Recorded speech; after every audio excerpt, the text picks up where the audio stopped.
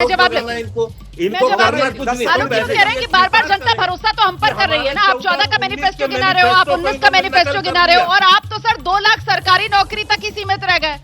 आप तो 2 लाख सरकारी नौकरी तक ही सीमित रह गए आलोक जी। वो तो साथ ही साथ 5 लाख स्वरोजगार, उसके लिए भी युवाओं की मदद करने की बात कर रहे हैं। बेरोजगारी आप जानते हैं बड़ा मुद्दा है, और यहाँ पर तो ऐसा लग रहा है बीजेपी बाजी मारती हुई नजर आ रही है मैनिफेस्टो में, कम से कम कांग्रेस के मुकाबले। आलोक जी 10 साल से मैनिफेस्टो में बेरोजगारी को दूर करेंगे, और हिंदुस्तान में सीएमआई का आंकड़ा बताता है कि 37.4% हिंदुस्तान में हाईएस्ट आंकड़े, हाईएस्ट बेरोजगारी दर अगर किसी राज्य में है तो वो हरियाणा में। देखिए बीच बीच में बोलने लगेंगे जानबूझ के।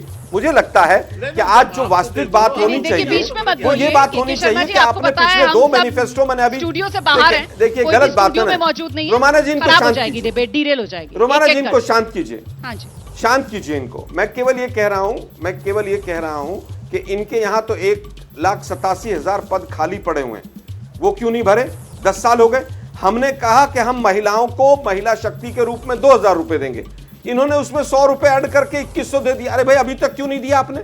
10 साल से सरकार वहां पर पकौड़े तल रही थी। उसके बाद जो चीजें हमने कही, हमने 25 लाख का मुआवजा कहा, इन्होंने 5 लाख पे अटके हुए क्योंकि मोदी जी का मामला है। इन्होंने कहा कि हम न्यूनतम समर्थन मूल्य पर खरीद करेंगे, हमने गारंटी की बात की है, इन्होंने खरीद करने की बात की है। 10 साल से खरीदी नहीं हो रही है। हमने कहा कि हम एमएसपी की कानूनी गारंटी देंगे, ये हमारा पॉइंट है। इसमें फर्क यही है कि ये केवल वादा करते हैं, हम गारंटी की बात कर रहे हैं।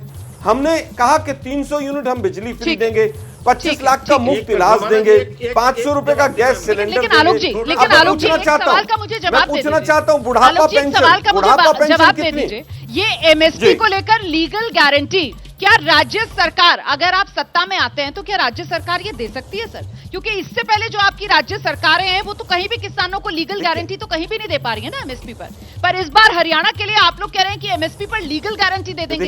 ये संभव है या फिर जो बीजेपी कह रही है कि ये भ्रमित करने का काम कर रहे हैं राज्य सरकार? मैं उत्तर देता हूं, नहीं, राज्य सरकार अगर अपना बोनस देकर अगर उसकी लीगल गारंटी करना चाहती है तो कर सकती है, उसमें क्या प्रॉब्लम है?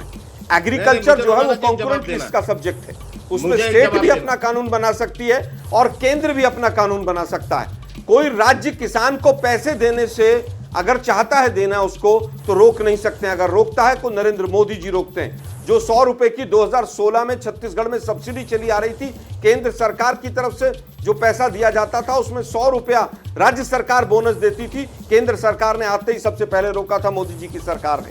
अगर राज्य सरकार कोई कानून लाकर उसको आगे करना चाहती है तो वो कर सकती है। मैं तो सीधा पूछ रहा हूं, अरे भाई ये 2014 का और 2019 का जो आपका संकल्प पत्र है के शर्मा जी, उसको पढ़ लीजिए। मैंने पूछा 4 हब एंटरप्रेन्योरशिप के, एक का नाम बताइए। ठीक है, कहां खोले आपने 4 हब बताइए मुझे। अरे ठीक है, 1,000 करोड़ उन्होंने जवाब नहीं दिया है सर, लेकिन अगर अब हम टिके रहेंगे, जनता खुद समझदार है, वो खुद देख रही है कौन किस सवाल का जवाब दे रहा है, नहीं दे पा रहा है, कौन कहां पर गच्चा खा रहा है। और मैं अभी जनता के बीच में हूं यहाँ पर पलवल में, मैं पूछूंगी इनसे किसके मैनिफेस्टो का मैजिक चलता हुआ नजर आ रहा है जनता को। लेकिन उससे पहले जरा जल्दी से के शर्मा जी दोबारा आपके पास आ रही हूं।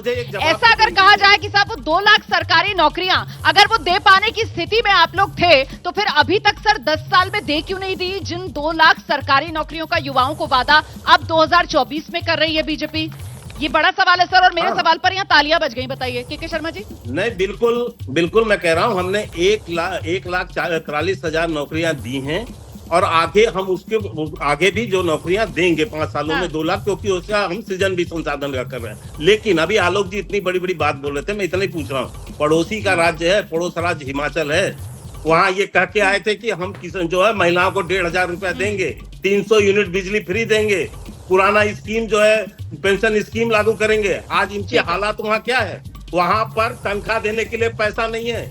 सरकार जो है कंगाल हो गई है इनके उसमें भ्रष्टाचार के कारण से। वहां एक वादे पूरे नहीं किए, इसीलिए इन्होंने गाना भी जो बनाया है ना रोमाना जी, 3 सॉन्ग, वादे कितने देखे, झूठे सारे इरादे देखे, वो सटीक लागू होता है कांग्रेस के ऊपर में। और मैंने जो इनसे प्रश्न पूछा कि आपकी हिम्मत क्यों नहीं हुई हरियाणा की धरती पर खड़े होके अपना घोषणा पत्र जारी करने का, क्यों भाग खड़े हुए हो हरियाणा की?